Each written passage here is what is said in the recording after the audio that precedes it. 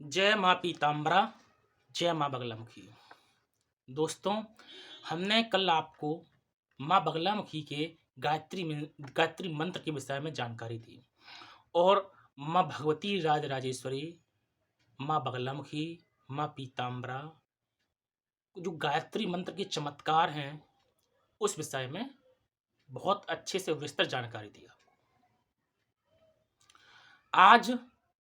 आज हम माँ भगवती राजराजेश्वरी, माँ बगलामुखी, माँ पीताम्बरा के महाविद्या मंत्रराज ब्रह्मास्त्र चमत्कारों से भरपूर माँ बगलामुखी का 36 अक्षरी मंत्र अर्थात मूल मंत्र के विषय में, मूल मंत्र के चमत्कारों के विषय में आपको जानकारी देंगे। दोस्तों, शुरू करने से पहले मैं आप सभी से निवेदन करूंगा, अगर अभी तक आपने हमारे चैनल को सब्सक्राइब नहीं किया है तो कृपया करके सब्सक्राइब कर दें, बेल आइकन को भी दबा दें ताकि आप तक ये वीडियो है आसानी से पहुंच सके। तो दोस्तों, हम मंत्रराज अर्थात मूल मंत्र के विषय में जानकारी पहुंचाने में न विलंब करते हुए आप तक शुरू करते हैं।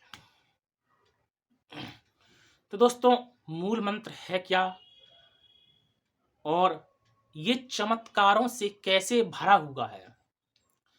दोस्तों, हम मंत्र की चर्चा तो बाद में करेंगे, पहले ये सोच लें माँ ही चमत्कारी है, माँ ही सब कुछ करती है। मंत्र तो एक माध्यम है कि मंत्र के माध्यम से हमारी जो अर्जी है, जो बात है, माँ तक पहुंच जाए। तो दोस्तों, मंत्र ये मूल मंत्र है, ये माँ के जितने भी मंत्र हैं सभी मंत्रों का राजा है। अभी तक हमने पिछले जो आप तक चर्चा की थी हीलिंग के विषय में, माँ का एकाची मंत्र हीलिंग है और अष्टोत्तर शतनाम, ये सब तो माँ की कृपा प्राप्त करने के लिए हैं ही हैं। और जो माँ का जो मंत्र राज है, जो मूल मंत्र है, ये बहुत ही चमत्कारों से भरपूर है। हम जितनी भी महिमा करें इसकी, वो बहुत ही कम है। इसकी महिमा हम कर ही नहीं सकते हैं। इसकी महिमा कहां तक की जाए? जितने भी खट कर्म हैं, इन खट कर्मों में इस मंत्र का बहुत ही अच्छे से प्रयोग किया जा सकता है। चाहे वो शांति हो, चाहे वशीकरण के लिए हो, चाहे स्तंभन के लिए हो, चाहे आकर्षण के लिए हो, किसी के लिए भी हो, यही मंत्र ही मूल मंत्र है। यही मंत्र ही सब कुछ है माँ का। इसके बाद माँ का एक मंत्र और आता है, हृदय मंत्र। उस मंत्र के विषय में बाद में चर्चा करते हैं। तो वो ये मूल मंत्र है, इसके बाद हृदय मंत्र आता है। तो हृदय मंत्र पर बाद में चर्चा करेंगे। माँ के हृदय विषय में, जो हृदय मंत्र उसके विषय में बाद में बताते हैं। तो ये मंत्र किस प्रकार से करना चाहिए, किस विधि से करना चाहिए?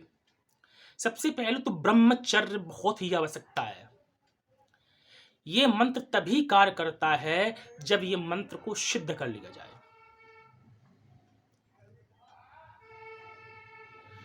और सिद्ध करने के लिए कम से कम 1 लाख जप आवश्यक है। और कलयुग में चौगुना चाहिए, अर्थात 4 लाख। वैसे 1 लाख मंत्र जागृत हो जाता है, जागृत अवस्था में आ जाता है। ऐसा नहीं है कि जागृत अवस्था में ना आए, जागृत अवस्था में आ जाता है। शिव सानिध्य हो, शिवालय में पीले वस्त्र हो, पीला आसन हो, हल्दी की माला हो, भगवान भूत भावन भगवान भोलेनाथ का पंचोपचार विधि से या षोडशोपचार विधि से पूजन करने के पश्चात भगवान भोलेनाथ को गुरु मानकर, अगर आपके गुरु हैं तो अच्छी बात है, गुरु से गुरु मंत्र ले लो। माँ बगलामुखी की गुरु दीक्षा अलग ली जाती है, नहीं तो भगवान शिव को, भगवान भोलेनाथ को गुरु मानकर उनके सानिध्य में इस मंत्र का जप किया जाए तो बहुत ही आश्चर्यजनक परिणाम देखने को मिलते हैं। ऐसा मैंने खुद अनुभव किया है। मैं और लोगों की सुनी सुनाई बातों पर भरोसा नहीं करता हूं।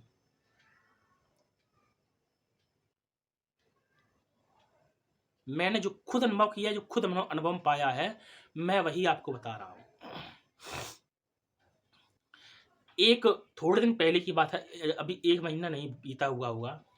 एक भैया हैं, उनके ऊपर तंत्रवादक का प्रभाव था।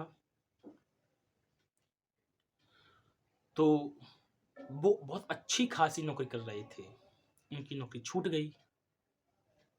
मैं नाम नहीं खोलूंगा, न नाम खोलना चाहता हूं।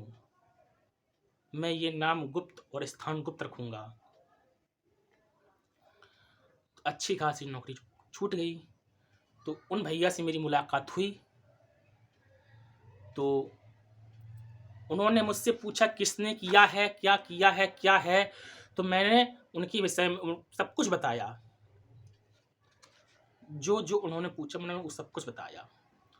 तो मैंने ये जानना चाहा कि उनके ऊपर कौन सी विद्या है, क्या है। तो मैंने कपूर क्रिया की। जब कपूर क्रिया की तो कपूर में एक अच्छा मतलब कि अजीब से चेहरा आया। मैं आपकी स्क्रीन पर भी वो चेहरा दिखाऊंगा। जो कपूर क्रिया में वो चेहरा आया था, वो आपकी स्क्रीन पर भी दिखाऊंगा। आप देखना कि हाँ चेहरा आया या नहीं आया। क्योंकि मैं झूठ नहीं बोलता हूँ, ना सुनी सुनी बातों पर विश्वास करता हूँ। मैंने जो खुद किया, जो खुद पाया क्रिया में, वही बोल रहा हूँ। तो मैंने पाया। तो ये इतना चमत्कारों से भरा हुआ ये मंत्र है। मैं इस मंत्र के चमत्कार के समय आपको बता रहा हूँ। तो कैसे करना है मैंने बता दिया आपको। शिव मंदिर में शिवालय में बैठना है। सबसे पहले विनियोग करना है। विनियोग के लिए हाथ में जल लेना है। ओम। जल लेने के बाद आपको पढ़ना क्या है? ओम अस्य श्री बगलामुखी खट त्रिस दंशरी विद्या महामंत्रस्य श्री नारद ऋषि बृहति छंदः श्री बगलामुखी देवता लंग बीजम ह्लीं शक्ति इंग कीलकम श्री बगलामुखी देवता प्रीत्यर्थे जपे विनियोगः। विनियोगः बोलकर नीचे पृथ्वी पर आपको जल छोड़ देना है। फिर इसके बाद न्यास आते हैं। न्यास बहुत जरूरी है। न्यास से अंगों में जो देवत्व है, देवत्व का आगमन होता है, अंग जागते हैं। तंत्र विद्या में सब कुछ न्यास ही है। तो न्यास ऋष्यादि न्यास आते हैं। ऋष्यादि न्यास में करना क्या? आपको श्री नारद ऋषये नमः शिरसि ही, सिर का स्पर्श करना है। व्यक्ति छंसे नमः मुखे है, मुख का स्पर्श करना है। श्री बगलामुखी देवताय नमः हृदय, हृदय का निवास करना है, हृदय का स्पर्श करना है। लंग बीजाय नमः गोहे, जो पीछे मल द्वार उसका स्पर्श करना है। शक्तय नमः पादयो, पैरों का स्पर्श करना है। ईं कीलकाय नमः सर्वांगे है, मतलब कि पूरे शरीर पर स्पर्श करना है आपको। श्री बगलामुखी देवता प्रीत्यर्थे नमः जपय विनियोग नमः नमः अंजलौ। ठीक है दोस्तों। फिर इसके बाद आता है कर्णन्यास। कर्णन्यास और अंगन्यास। ह्लीं अंगुष्ठभ्याम नमः, अंगूठे का स्पर्श करना है। हृदय का भी स्पर्श करना है ना दोस्तों। फिर ह्लीं बगलामुखी तर्जनीभ्याम नमः, तर्जनी का स्पर्श करना है। सिर से स्वाहा, सिर से स्वाहा, सिर का भी स्पर्श करना है तो दोस्तों, है ना। फिर आता है बगलामुखी तर्जनीभ्याम नमः और ह्लीं बगलामुखी सर्वदुष्टानाम। सर्वदुष्टानाम के विषय में सर्वदुष्टानाम के समय अनामिकाभ्याम नमः और कवचाहुम। फिर ओम ह्लीं बगलामुखी सर्वदुष्टानाम वाचम मुखम पदम स्तंभ चिभ्याम कीलय बुद्धिम विनाशय ह्लीं ओम स्वाहा। ओम ह्लीं बगलामुखी सर्वदुष्टानाम वाचम मुखम। अनामिका आती है दोस्तों, अनामिका का स्पर्श करना है। नेत्रत्यावकर, नेत्रों का स्पर्श करना है। इस तरीके से दोस्तों आपको पूरे न्यास करना है। न्यास करने के बाद फिर माँ का जो वो मंत्र है, मंत्र शुरू करना है। ठीक है। मंत्र शुरू करना है।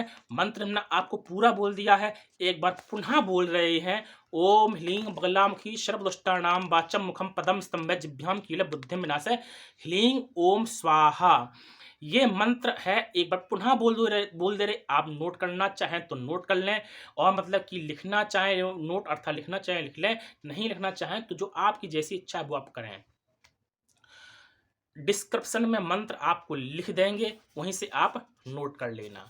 ठीक दोस्तों, ये थी मैंने माँ की जो चमत्कार है, चमत्कारों से भरा हुआ माँ का मूल मंत्र है, मैंने उस मूल मंत्र के विषय में आपसे चर्चा की। तो दोस्तों, अब इस जो मंत्र है, जैसे मान लो आपने सिद्ध कर लिया, आपने जो मंत्र है मंत्र सिद्ध कर, इस मंत्र का फिर उपयोग कैसे करना है? माँ को हवन भी तो करना है, माँ का जो हवन है हवन भी करना है।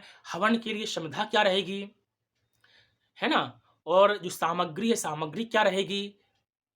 तो जो सामग्री है उस सामग्री हम आज सिर्फ एक विषय पर बोलेंगे और आगे के विषय पे कल बोलेंगे। जो सामग्री है, सामग्री आप लियो राई, जो काली राई आती है ना, काली राई, राई और नमक, इन दोनों को मिक्स करना है आपको, ठीक है। इन दोनों को मिक्स करके आपको होम करना है। ये होम है किस लिए? ये होम है अगर किसी व्यक्ति के ऊपर ग्रह बाधा, भूत बाधा, प्रेत बाधा, ये सभी बाधाएं हैं, उसके लिए ये सामग्री है। और अगर आप माँ को प्रसन्न करने के लिए कर रहे हैं, माँ की प्रसन्नता मिले, माँ की कृपा मिले, तो आप दोस्तों त्रिमधु से करें। फिर त्रिमधु अर्थात घी, शहद, शक्कर, बस घी, शहद, शक्कर, इससे करें। और अगर आपको कोई बाधा नहीं रखा है, ग्रह बाधा है, भूत बाधा है, प्रेत बाधा है, तो काली राई और नमक, नमक की मात्रा कम रखना है और राई की मात्रा अधिक रखनी है। इसके लिए ये हवन है। तो दोस्तों, मिलते हैं अगली वीडियो में, तब तक के लिए जय माई की। आप अपना ख्याल रखें और सभी लोग खुश रहें, प्रसन्न रहें, माँ की कृपा सभी पर बरसती रहे, माँ की कृपा सभी बरसते, सभी लोग माँ की कृपा से प्रसन्न हों, आनंद चित्त हों। जय माई की।